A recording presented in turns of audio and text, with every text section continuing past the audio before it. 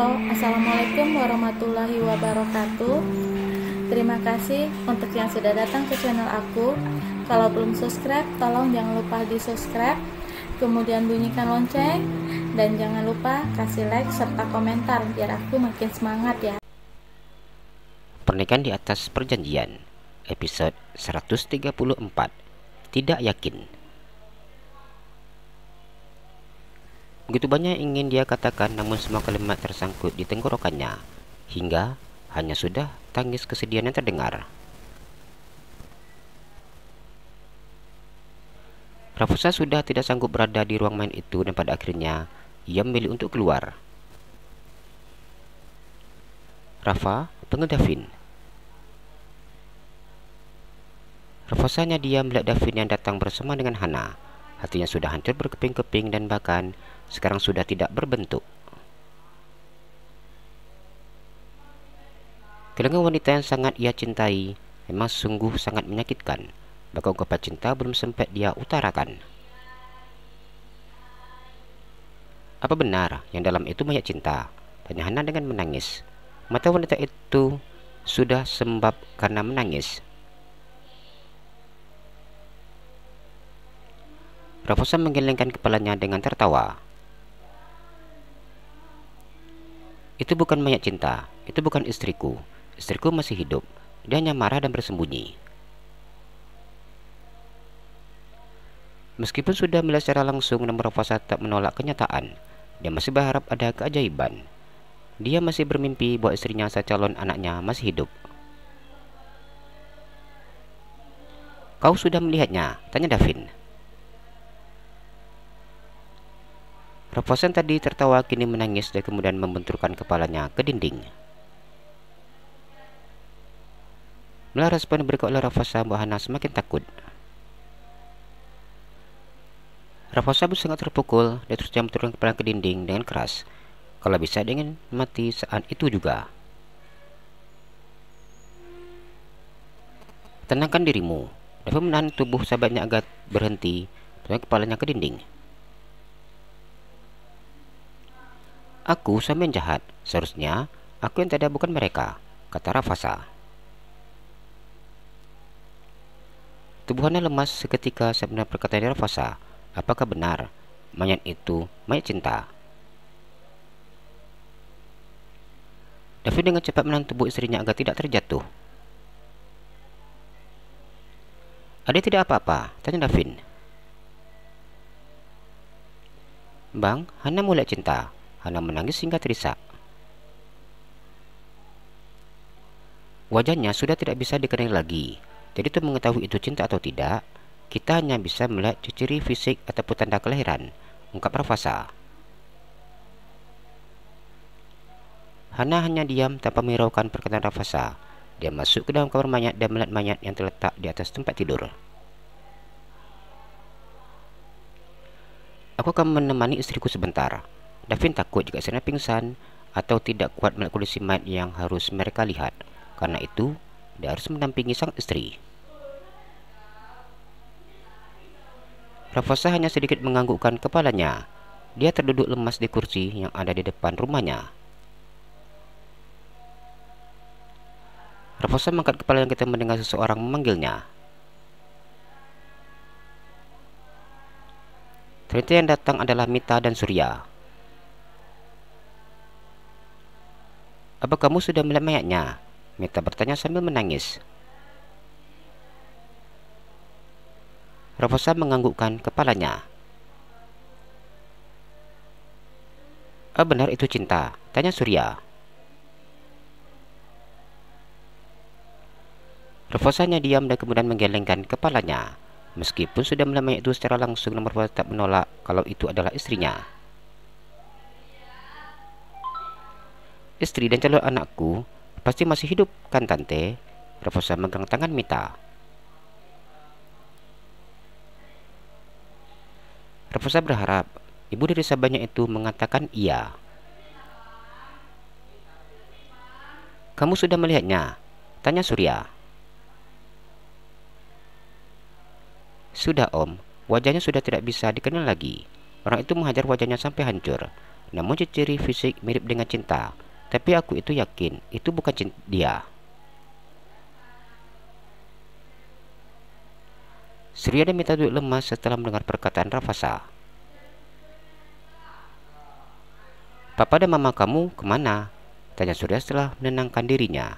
Dia melihat setiap sudut dan tidak menemukan Erik beserta istrinya.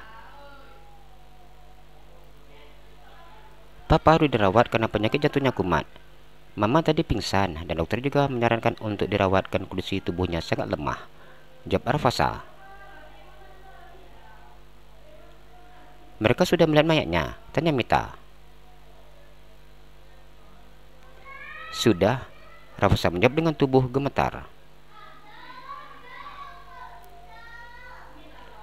Apa David dan Hana sudah sampai ke sini? Tanya Mita dengan air mata yang terus saja mengalir.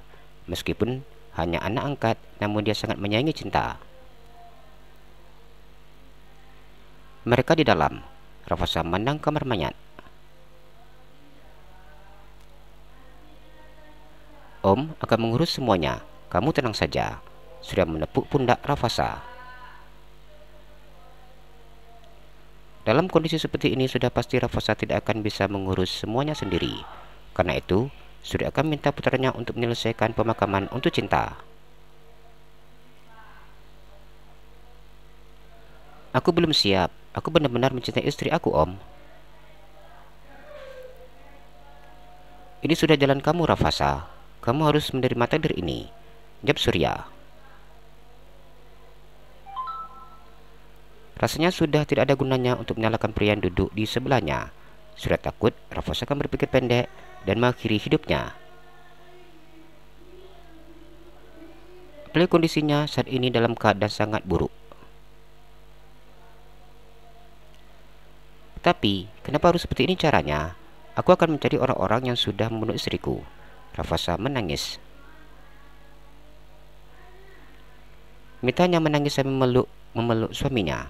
Begitu sangat tidak tega melihat nasib yang menimpa Cinta.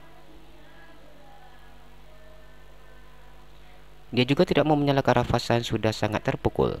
Sejak istrinya menghilang, pria itu sudah terlihat jauh lebih kurus, bahkan matanya pun sampai cekung. Belum lagi rambutnya yang sudah mulai panjang dan berewok.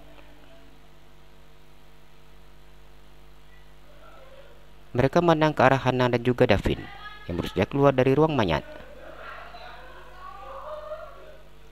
Mama, Hana langsung berhamburan ke pelukan mama mertuanya itu. Yang sabar ya nak, kita sayang Cinta, tapi Tuhan lebih sayang dengannya. Mereka tahu bahwa menantunya sangat menyayangi Cinta dan karena itu dia harus menguatkannya. Mama, itu bukan Cinta, jawab Hana. Itu bukan Cinta, tanya Rafasa. Nyawa tadi hilang kini kembali ke badannya seketika ketika mendengar apa yang dikatakan oleh Hana. Itu bukan Cinta. Cinta memiliki tai lalat di pahanya, sedangkan mayat itu tidak ada. Cinta memiliki bekas luka di bagian punggung, sedangkan mayat itu tidak ada. Cinta memiliki tanda lahir di telapak kakinya, sedangkan mayat itu tidak ada. Hana menjelaskannya secara detail. Rafasa sungguh tidak tahu tentang ciri-ciri khusus seperti itu. Perkataan dari Hana membuat pria itu tersenyum dan mengusap air matanya dengan cepat.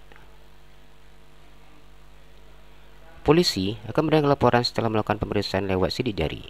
Seperti yang dikatakan Hana, ciri khusus yang dimiliki oleh Cinta tidak ada di mayat itu. Jadi kemungkinan besar mayat itu bukan Cinta, kata Davin. Terima kasih. Rafasa meluk Davin dengan erat. Baginya, dan besar keluarga istrinya adalah pahlawan karena sudah mengatakan bahwa itu bukanlah istrinya. Sudah, tolong lepaskan, aku sesak. Rafasa menafaskan Rafasa meluknya dengan erat. Rafasa tersenyum dan kemudian melepaskan Davin. Terima kasih kakak ipar. Davin memandang Hana dengan tersenyum, namun wanita itu menatapnya dengan tajam. Kalau bukan karena ulahmu, adikku tidak akan hilang seperti ini, Hana berkata dengan sangat marah. Rafasa hanya diam ketika mendengar perkataan Hana. Mama dan Papa kamu mana? Tanya Alvin setelah Rafasa melepaskan pelukannya. Tadi di ruangan UGD. Aku akan tanya ke perawat dulu. Bisa dipindahkan ke ruang rawat inap. Rafasa beranjak dari duduknya. Om dan Tante juga ingin ketemu dengan mereka, kata Surya. Mereka sudah bersahabat sejak lama dan sebagai sahabat, Surya akan selalu ada di saat sahabatnya mengalami musibah. Jalan-jalan ke Pekanbaru, jangan lupa beli sepatu. Kalau kamu suka channel aku, please subscribe aku. Terima kasih.